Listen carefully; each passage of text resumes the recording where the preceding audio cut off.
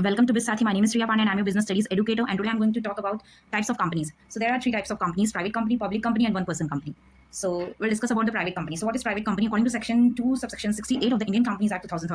Basically, a private company is a company who do not have any rights to transfer their shares. And so basically, there are minimum members. There are two minimum members and maximum 200 members. And the present and past, the employees which are earlier, the employees which are working earlier from in this company, they are excluded from that maximum or minimum members.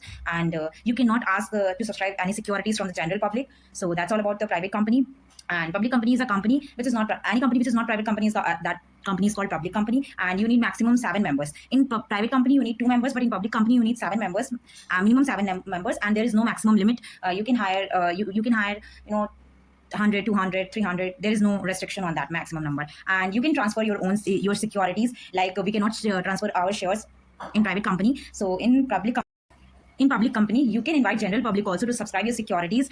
And so there are some subsidiaries of private company, whether it is public company also. So in that scenario, that private company is also treated as a public company. So next, what is companies limited by guarantees? So basically, companies limited by guarantee is generally a type of company that form for non-profit purpose. That is for, just for example, charitable organization, educational institutions, clubs, association. There is no share capital and there are no shareholders, only members. There are no shareholders, only members of the companies are there.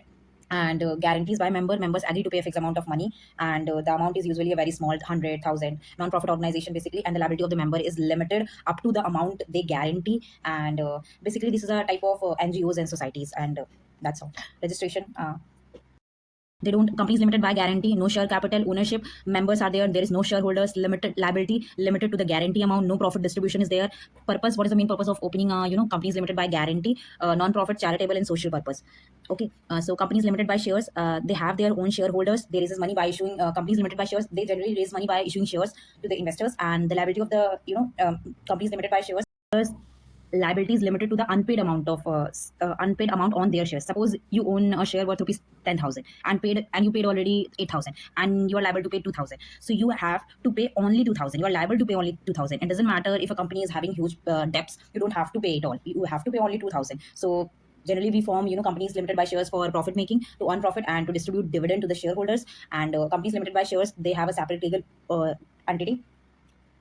So now one-person company. One-person company, OPC, means only there is one person who is the owner and the shareholders. And so basically one-person company is ideal for solo entrepreneurs and small business owners. So liability of one-person company is limited up to the amount he is invested, and they have a separate legal entity. Of course, minimum requirements, one director. In one-person company, there is one director required and one nominee if it is required.